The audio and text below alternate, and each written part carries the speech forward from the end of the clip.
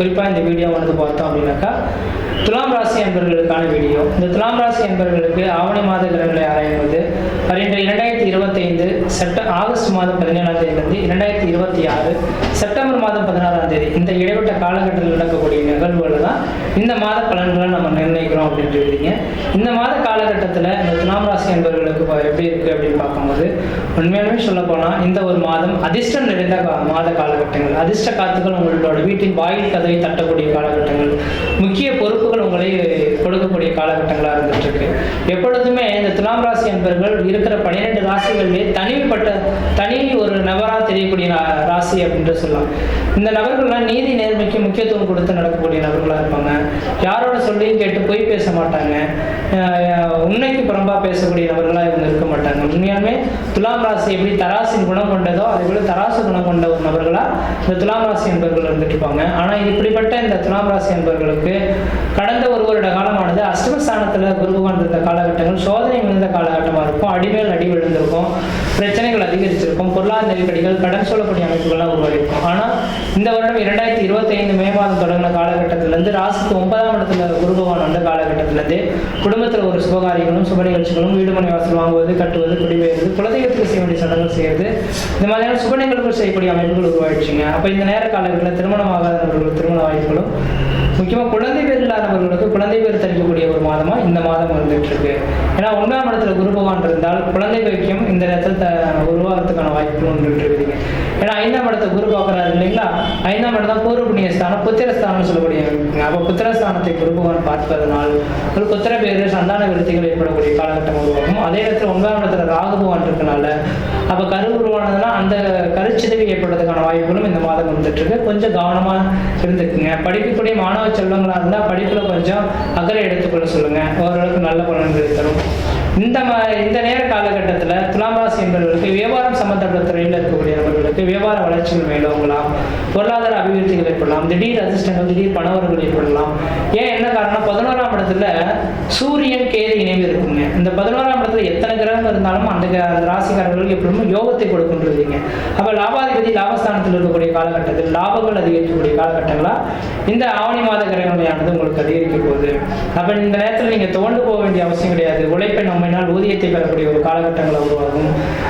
தொழில் வளர்ச்சிகள், முக்கியமாக தொழிலில் பார்த்தீங்கன்னா சொந்த தொழில் செய்துட்டீங்கன்னா அந்த சொந்த தொழிலில் மிகப்பெரிய வளர்ச்சிகள் சந்திக்கக்கூடிய காலகட்டம் உருவாகும். தனியார் துறையில் வேலை செய்துட்டீங்கன்னா உங்களுக்கு முக்கிய பொறுப்புகள் கொடுப்பாங்க. அரசு துறையில் இருக்கக்கூடிய நபர்களுக்கு பதவி உயர்வும் பட்டங்களும் தேடி வரக்கூடிய காலகட்டம் உருவாகும்.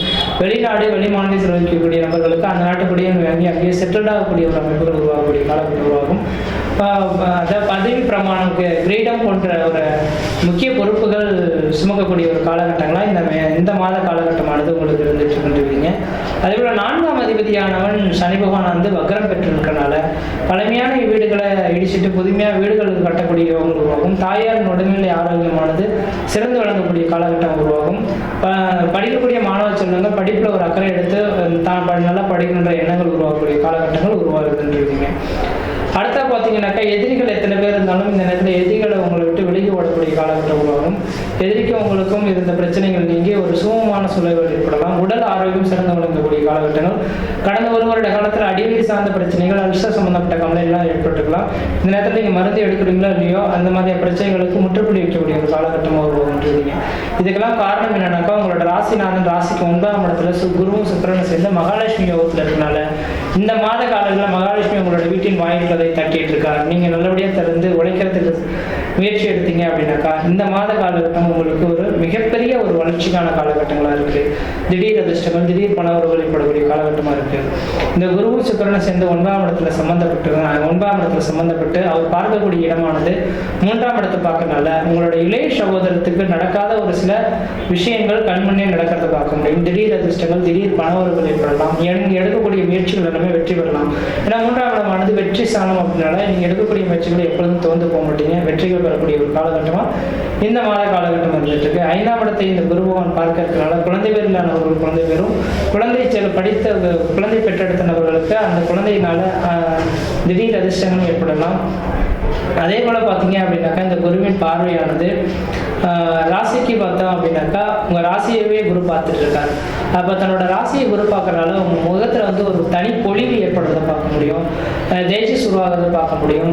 அதே போல் இதுக்கு முன்னாடி தயங்கி ஒரு சில முடிவுகள் எடுக்கிறதுக்கு தயங்கி இருந்திருப்பீங்க. ஆனால் இந்த நேர காலங்களில் டக்குன்னு இந்த முடிவு தான் எடுக்க போகிற மாதிரி டக்குன்னு எடுத்து அந்த முடிவுகளில் தனித்திறமை படைக்கக்கூடிய ஒரு நபர்களாக இந்த நேரம் வந்துட்டு இருக்கு.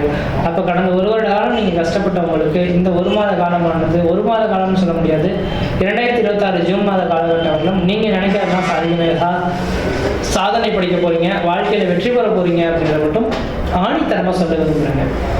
அதனால இந்த மாத காலகட்டம் உங்களுக்கு ஒரு சாதகமான ஒரு மாதமா இருந்துட்டு இருக்கு. முயற்சி எடுத்துக்காங்க. 5ஆம் இடத்துல ராகு இருந்ததுன்னா இந்த நேர காலையில் பூர்வ புண்ணிய சொத்து சுகங்களை ஏதோ விதத்தில் விற்க போறீங்க போல தெரியுது. பூர்வ புண்ணிய சொத்து வச்சுக்கினாக்கா அதுக்கு தகுந்த மாற்று இடங்களை வாங்கிட்டு விற்கிறது நல்லா இருக்கும். ஏன்னா ராகு 5ஆம் இடத்துல இருந்தால் விற்க முடியும், பணங்கள் வர்றதை பார்க்க முடியும். ஆனால் அந்த பணம் எப்படி செலவாகுதுன்றது தெரியாது. அப்போ என்ன செய்யலாம், ஒரு இடத்தை விற்கிறோன்னா இன்னொரு இடத்த வாங்கி போடுறதுக்கான வாய்ப்பு இருந்தால் வாங்கி போடுறது ஓரளவுக்கு நல்ல பலன்கள் தருந்துருக்கீங்க. 6ஆம் இடத்துல இருந்து சனி பகவான் எதிரிகள் உங்களை விட்டு வெளியே ஓடிடுவாங்க. எதிரி தொல்லைகள் மீண்டு உங்களுக்கு பிரச்சனைகளுக்கு தீர்வு கொடுக்கக்கூடிய காலகட்டம் உருவாகும். சொந்த தொழில் செய்யணும்னு நினைக்கக்கூடியவர்களுக்கு சொந்த தொழில் வளர்ச்சி பெறக்கூடிய ஒரு காலகட்டமாக இருக்குது. அப்படி சொந்த தொழில் செய்யணும்னு நினச்சிங்கனாக்கா உங்களோட சுய ஜாதகத்தை ஒரு முறை ஜோதிடரை கொடுத்து செக் பண்ணி பார்த்துட்டு அதுக்கப்புறம் முயற்சி எடுங்க.